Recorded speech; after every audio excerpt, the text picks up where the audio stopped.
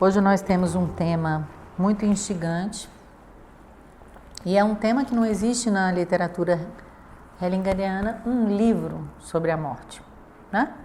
Nós já vimos aqui outros temas onde existem livros, ou mais, um livro ou mais de um livro sobre esse tema. Não existe esse tema em um livro, mas existem alguns livros onde isso está espalhado. Onde eu encontro que está mais presente é nesse livro, No Centro Sentimos Leveza, onde esse livro ele tem uma característica muito especial, que ele é um livro de conferências e histórias. Então ele vai falar de temas, e uma das conferências é o tema corpo, alma, vida, morte. Então aqui a gente encontra mais sobre esse tema de maneira condensada. E também temos aqui nesse último volume do livro da Sophie Hellinger, na parte final desse livro, aí já com orientações para os consteladores, né, de como lidar com a morte, mas obviamente também serve para cada um de nós e para o trabalho que a gente vai desenvolver aqui.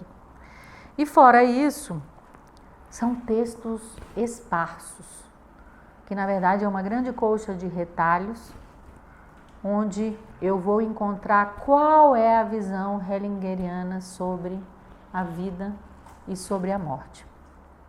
Então, antes propriamente de entrar no tema hoje, eu gostaria de ouvir um pouquinho o que é que vocês trazem de pergunta, de sentimento. Tem um texto muito lindo que é assim: um filho chega para um pai e pede a bênção. E o pai acompanha esse filho durante uma parte do caminho.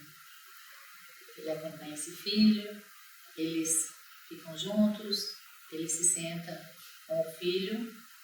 Eu acho que ele fica assim observando as estrelas, a vida, e depois ele se vai.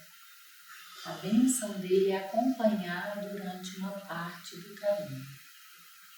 Então é possível duas atitudes, né? Quando alguém morre muito jovem ou que a gente tinha uma ligação muito grande. Uma atitude é uma das dinâmicas que levam à morte, ao sofrimento, à doença, que seria: eu sigo você. Né? Você morreu cedo, eu não consigo tomar a minha própria vida e sinto uma vontade de morrer. Como que é essa vontade de morrer dentro de mim? Como se manifesta uma vontade de morrer dentro de nós? Ela pode se manifestar numa tristeza, ela se manifesta num fazer excessivo, numa desconexão do outro. Ela pode se manifestar numa doença, ela pode se manifestar estando em situações de risco, com falta de autocuidado, esportes radicais. Pode se manifestar quando eu entro em conflito com a lei. É uma vontade de morrer. Eu me coloco em situações onde eu posso morrer. E no caso, a gente está nos mostrando uma outra atitude em relação à morte. Ou seja, eu vivo um pouco mais, eu aprendo com essa amiga, com essa conselheira, com essa presença constante na vida e faço algo com isso. Faço algo em memória dessa pessoa, faço algo bom por mim mesmo. E uma outra dinâmica que está presente também, quando alguém morre muito cedo, ou quando a gente quer que alguém que vai morrer não morra, antes eu do que você. Antes eu desapareça, antes eu morra, antes eu fique doente. E no fundo, o que se manifesta em qualquer situação da nossa vida, e dentro de uma constelação familiar, é uma decisão entre vida e morte.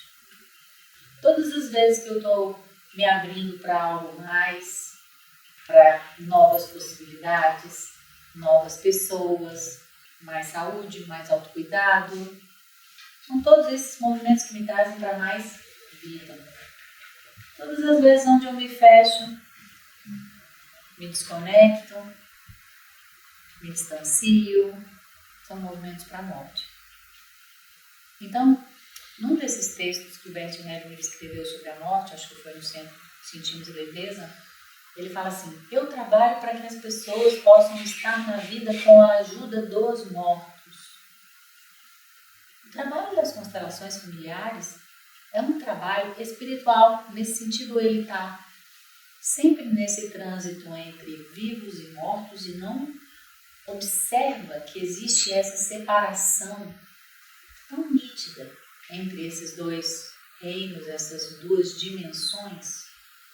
Então, é como se a morte ela fosse aquela conselheira que vai me dizer: isso serve para a vida?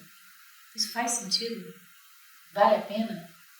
Então ele fala também, em alguns livros dele, de que maneira que eu, ao usar a morte como conselheira e amiga, eu posso me sentir apoiada, eu posso me sentir em contato com a morte na hora de tomar uma decisão.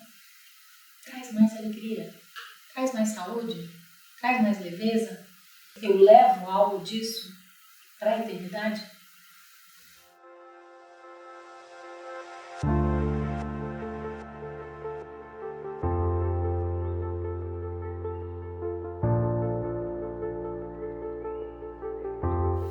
Mas é claro que ela vai se sentir culpada e a gente já sabe por quê.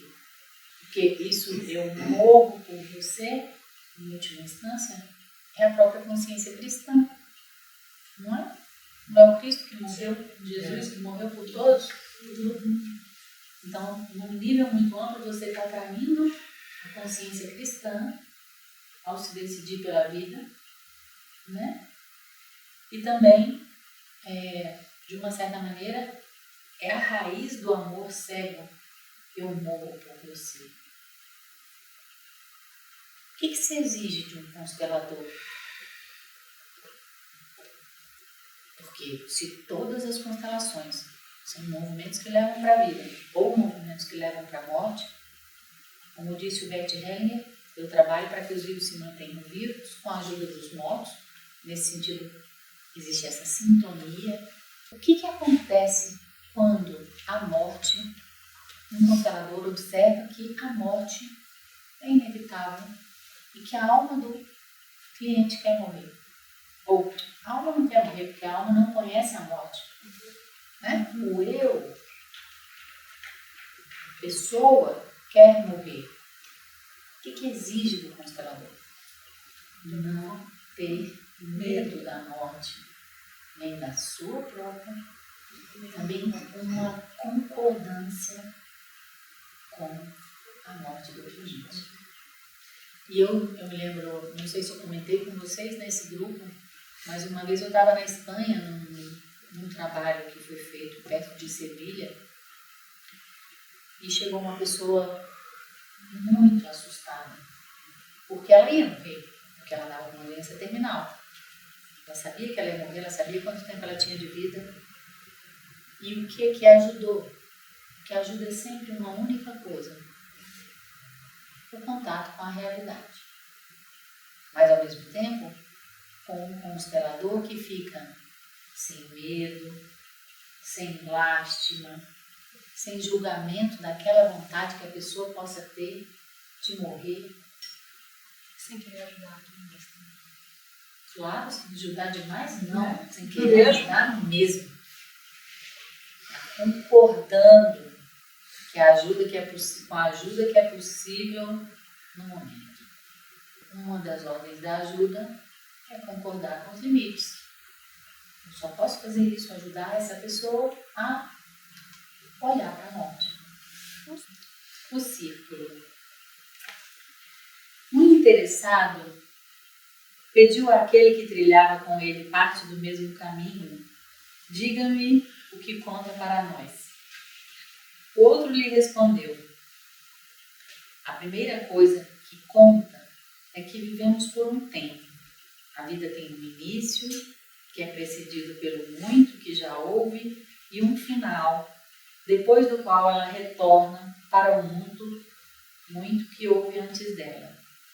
Como um círculo que se fecha e o começo e o fim se tornam um.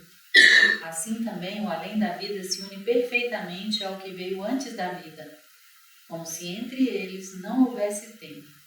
Por isto, temos tempo somente agora. O que conta, em segundo lugar, é o que fazemos durante esse tempo. Se esvai com ele, como se pertencesse a outro tempo e como se nós, que acreditamos agir, fôssemos uma mera ferramenta que é retirada para um fim maior que nós e é guardada novamente em seguida. Dispensados, nos tornamos completos.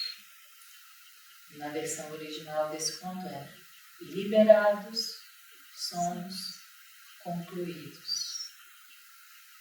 Dispensados, somos concluídos. Ou seja, tem algo que se completa, que vai além da nossa necessidade, do nosso controle.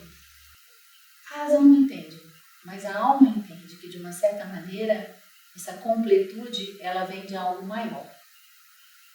E ele fala uma coisa aqui também, isso no Centro Sentimos Leveza, que ele repete uma ideia de um filósofo que chama Heidegger. Ele disse assim: algo vem do escuro, ou ele fala do escuro, manifesta-se e volta a submergir. E é mais ou menos o que acontece numa constelação. A gente não sabe, às vezes, qual é o tema, algo emerge, aparece, a gente enxerga, depois volta de novo para esse obscuro. Já perdemos o contato com a compreensão. E essa é uma metáfora também de toda a vida. A gente não sabe de onde veio, emerge e volta para esse escuro. Por que a morte é uma mulher? Numa constelação, por que ela é representada como uma mulher?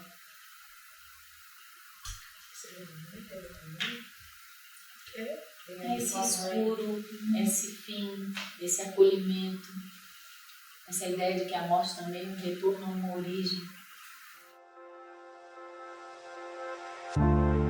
Porque o homem sempre nos dá o sentido de realidade e o sentido de futuro. Né? Então, por exemplo, quando eu tenho um filho que tem problemas, é sempre o pai a pessoa indicada para estar com ele, o pai que mantém a vida. E é esse o trabalho que o masculino faz. O homem mantém a vida, sustenta a vida. O pai sustenta a vida, mas a mãe também decide sobre a vida e a morte, porque ela faz um aborto. Então, em última instância, a decisão essencial de dar vida ou de tirar a vida, inicialmente, é da mulher. E o pai sustenta essa vida, nutre essa vida. O corpo não está desconectado da alma. Dentro da compreensão heideggeriana, não é como se a gente tivesse um corpo, como naquela imagem bíblica, que é habitado por um espírito, um sopro. Que é a ideia que vem também com essa ideia do último suspiro. A alma se vai. Como se existisse uma continuidade entre corpo e alma. Quem faz a mediação entre o corpo e a alma? Que mais do que ter uma dimensão individual na Heideggeriana, a gente observa que ela tem uma dimensão coletiva, quase como se a gente vivesse dentro da alma. Quem faz a mediação entre o corpo e a alma?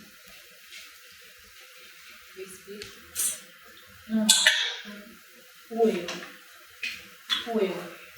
O eu. Esse eu que nós experimentamos como uma consciência, como dotado de um livre-arbítrio, como dotado de determinadas características, é o eu que faz essa mediação entre aquilo que nós chamamos de corpo e aquilo que nós chamamos de alma. Mas o que acontece? Nem sempre as ideias que o eu tem sobre a vida, sobre a saúde, sobre o que é bom, sobre o que eu quero, deixo de querer, sobre o que é certo e o que é errado, conduzem o corpo à saúde ou à vida. Então esse eu tem uma sabedoria, por exemplo, quando a gente fala que a medicina científica que descobriu tantas coisas sobre as doenças, sobre a saúde, mas ao mesmo tempo, esse eu não está em sintonia às vezes com a sabedoria da alma e do corpo. Então a saúde volta a aparecer na medida também que começa a haver uma compreensão nessa instância que é a consciência sobre os limites e as possibilidades que a cada momento a pessoa pode ter. E quando essa compreensão vem, e muitas vezes ela pode acontecer porque houve uma purificação dessas imagens internas que atrapalham a manifestação natural, né, da vida e da saúde, quando esse eu pode se purificar, compreender essa mensagem que a doença vem trazer, ou que aquela determinada situação vem trazer, pode haver então uma sintonia que conduz novamente o corpo à saúde. Porque eu morro de quê? Tudo que existe vai nascer, crescer e morrer. Tudo que existe nasce, envelhece, fica doente e morre. A menos que seja um acidente. Ou então, existem os casos onde uma pessoa procura a morte, se suicida. Por que acontece um suicídio? Exclusão, em primeiro lugar, uma dinâmica que está presente dentro do suicídio é a rejeição de uma pessoa no passado da família. Uma exclusão, inclusive, da morte dessa pessoa. Um ocultamento da morte, um não reconhecimento. É essa dinâmica. Eu sigo você, ou eu por você, né? Mais comumente é eu por você. Ou quando uma pessoa quer sair da vida. Sair da vida significa morrer, é desaparecer.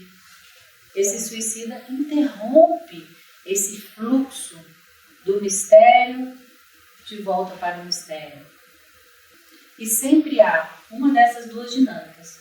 A rejeição de uma pessoa, da morte dessa pessoa, e a outra, por exemplo, a morte precoce de um pai e de uma mãe, que faz com que aquela pessoa também queira ir logo. Então eu sigo você, antes eu do que você, antes eu desapareça ou morra do que você. Essa palavra que não está dita no meio dessa frase. Não é possível nem sempre evitar um suicídio. E o que acontece no suicídio? Ele sempre é fruto de um emaranhamento, né? Eu não vejo o suicídio como uma pessoa que é fraca.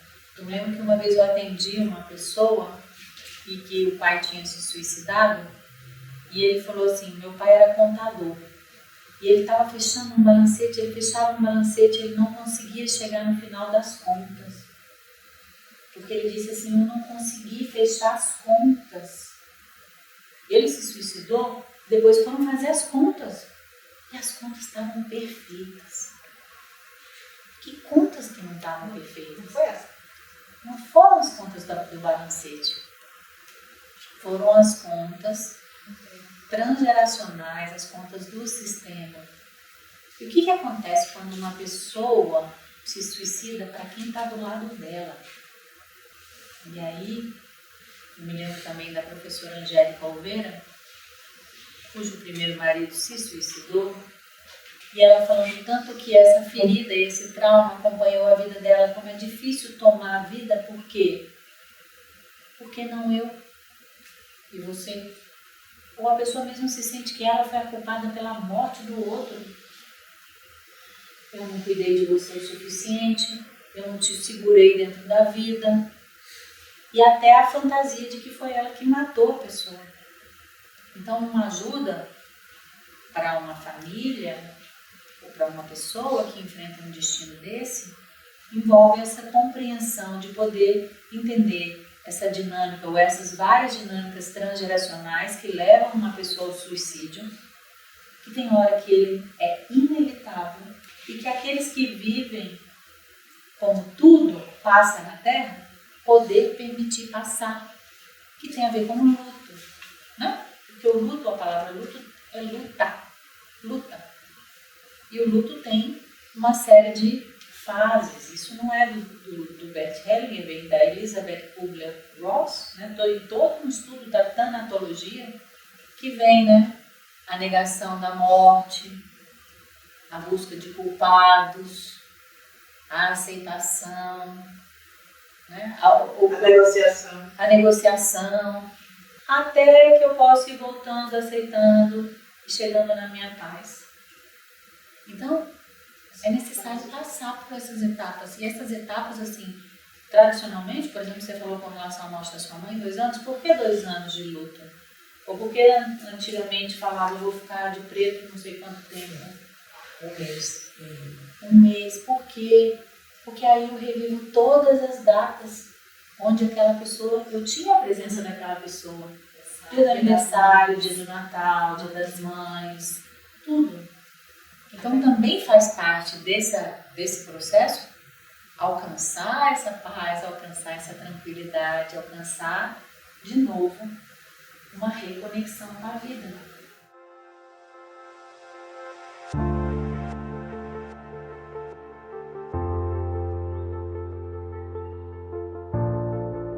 Então, existem todas essas dinâmicas, mas existe um outro nível que eu gostaria de comentar sobre essas dinâmicas.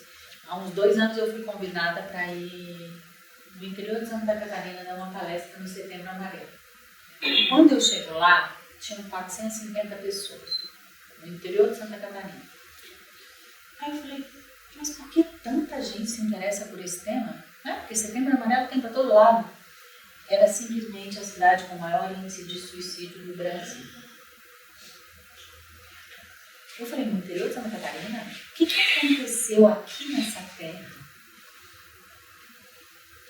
Muita matança de índio que se perpetuou num outro tipo de matança. Maior indústria de suínos. Então, dentro da dinâmica do suicídio, existem as dinâmicas familiares e existem também as dinâmicas sociais, transgeracionais, de fatores mais amplos. Então eu participo do campo da minha família, da alma da minha família, mas eu também participo da alma daquele lugar. Então essas feridas que vêm de gerações passadas, elas vão refletir em dramas, em problemas sociais amplos e também familiares. Mas veja bem, será que é tão incomum a vontade de morrer assim? Alguém consegue levantar a mão e dizer, eu já tive vontade de morrer? Várias vezes. Semana passada. E o que a constelação familiar diz sobre isso? Não existe morte sem um consentimento. Então você vê, tão mais natural querer morrer. Por que a gente envelhece? Para não se acostumar com isso. Para não se acostumar, a vida não é essa aqui. Se a gente não envelhece, a gente não fica doente. Então, existem as duas dinâmicas de fuga da morte, ou de não permissão desse fluxo natural da morte. Uma é a tentativa do suicídio, a efetivação do suicídio. E a outra, por exemplo, é o querer viver eternamente. Ninguém vive eternamente. Essa busca incessante de saúde, de beleza, de tal.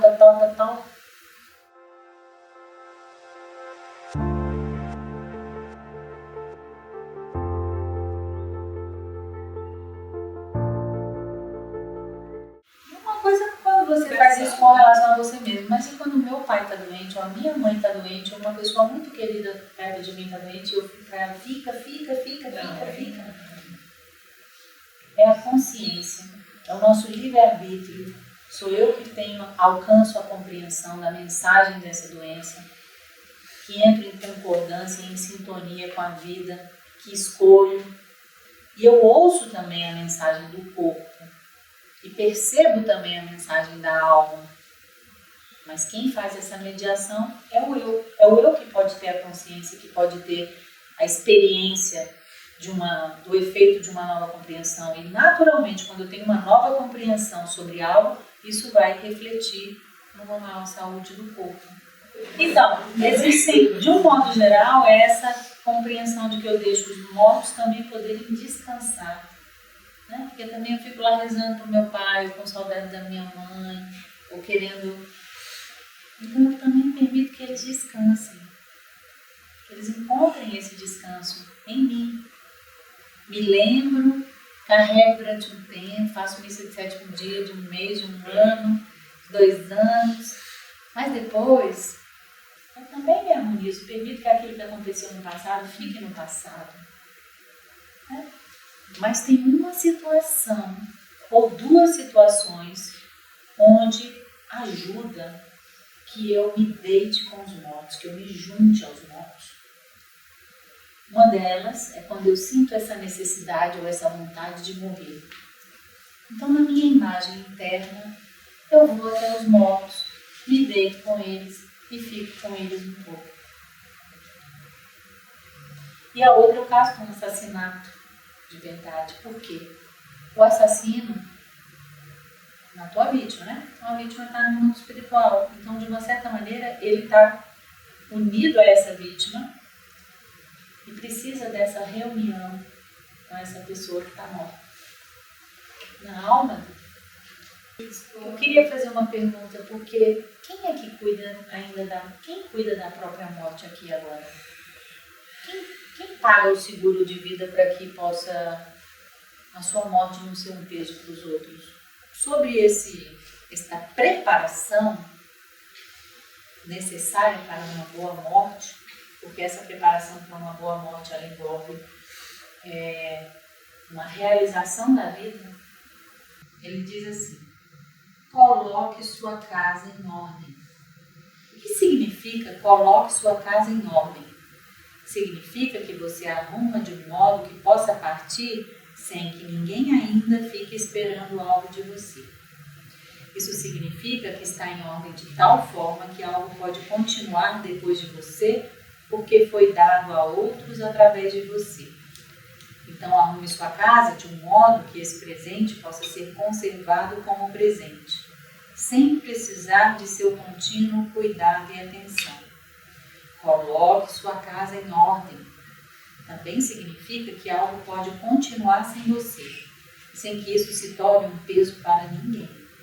Concedendo às outras pessoas a liberdade de assumir e levar adiante aquilo que é seu, de uma forma que possam reconhecer e dar continuidade a isso como algo próprio deles, em sintonia com aquilo que foram presenteados e incumbidos. A casa que é colocada em ordem contínua, habitada, será novamente habitada. Existe porque está em ordem, porque foi colocada em ordem com amor, com uma visão de amor ao futuro, colocada em ordem a serviço da vida e do amor. Encontra-se arrumada e pronta para o novo que precisa vir. Então também faz parte do morrer deixar a casa em ordem. E de tal maneira que os outros possam se servir e a vida possa se servir do meu legado, seja ele qual for. Quando ele estava aqui em Brasília, o Bert Hellinger, em 2016, ele estava no hotel e ele falou assim: as constelações familiares vão morrer comigo. Aí eu falei: não, elas não vão morrer com você porque elas vão continuar através do seu ensinamento. Eu vivo também através do legado que eu deixo, por exemplo, quando eu semeio algo bom dos outros. Então eu deixo de tal maneira que isso não seja um fardo para as outras pessoas. O que Bert Hellinger diz sobre a herança? A herança é um direito, é um presente. É um bem imerecido.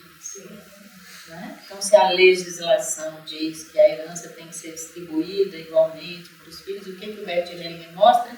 Ela é um presente, algo que os pais adquiriram e que eu adquiri através do meu esforço ao longo da minha vida, me pertence por direito.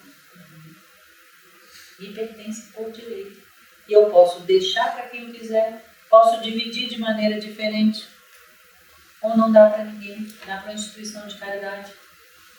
Então, como é que eu me relaciono com aquilo que vem dos meus ancestrais, do meu pai e da minha mãe?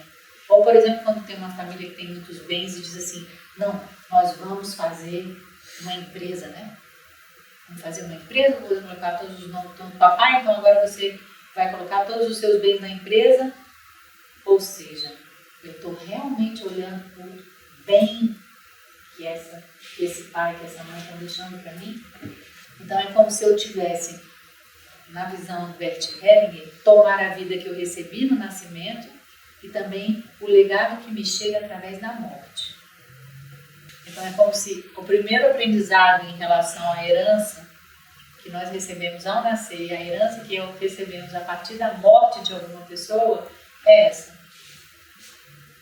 Existem coisas que não têm preço, todas as outras o Mastercard paga e eu posso pagar. Eu pago. Sim, eu pago com a vida. Esse é um outro tema que a gente vai se aprofundar no dia da aplicação do direito. Né?